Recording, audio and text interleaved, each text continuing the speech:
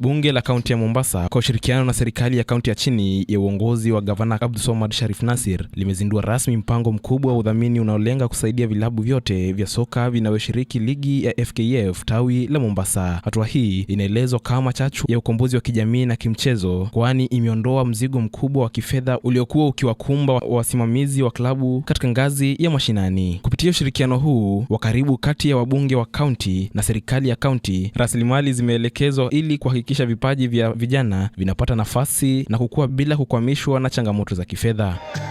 Tuko hapa kushuhudia kwa macho yetu na masikio yetu, si ndio? Kuwa county government ikiongozwa na governor wanalipa fidia ya affiliation na registration, si ndio? Si hivyo? Mumeona ama mkuyaona? Hii ni kwa sababu ya ushirikiano mkubwa baina ya County Government of Mombasa, baina executive na assembly. Na leo wote wako hapa, tuko na assembly hapa, tuko na executive, tuko na service board hapa, si ndio? Udhamini huo utagharamia mambo muhimu kama ada ya usajili wa klabu, ada za ushiriki wa ligi pamoja na malipo ya waamuzi, hatua itakayorahisisha uendeshaji wa ligi na kuongeza ushindani. Kwanza hii leo timu zote 155 zinalipiwa pesa za affiliation na pesa za referee.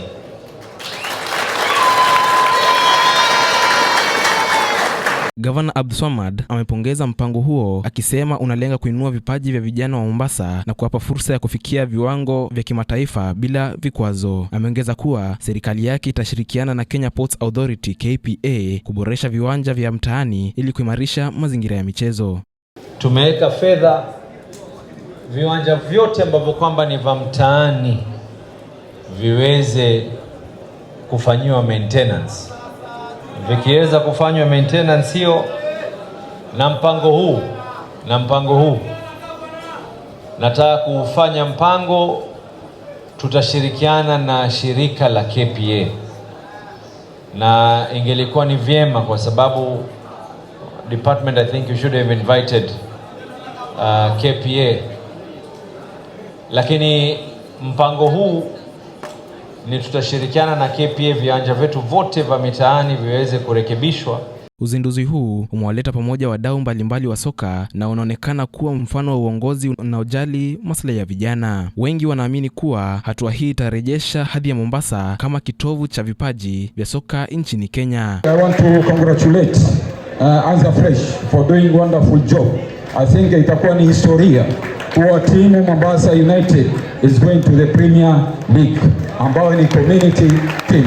Kwa hivyo you have our support and we have all the support ambao watu wamekuja hapa. Kulingana na siku hii ya leo, tunashukuru sana kwa gavana wetu kwa ajili tumengojea nafasi hii. Ilikuwa wakati wa gavana aliyotoka Joe alitufanyia kidogo, alafu alipokuja akatoka akaenda.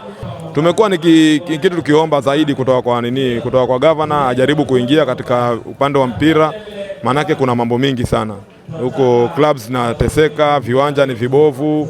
So sisi kama siku hii ya leo hapa ndani ya Swahili Port tumekubali mwito wa gavana na tunashukuru, na tunasema Mwenyezi Mungu akazidi kumpa nguvu ili akaweze kukaa kwenye hicho kiti ili tukaweze kuona matunda, tukafurahie matunda ya uongozi wake.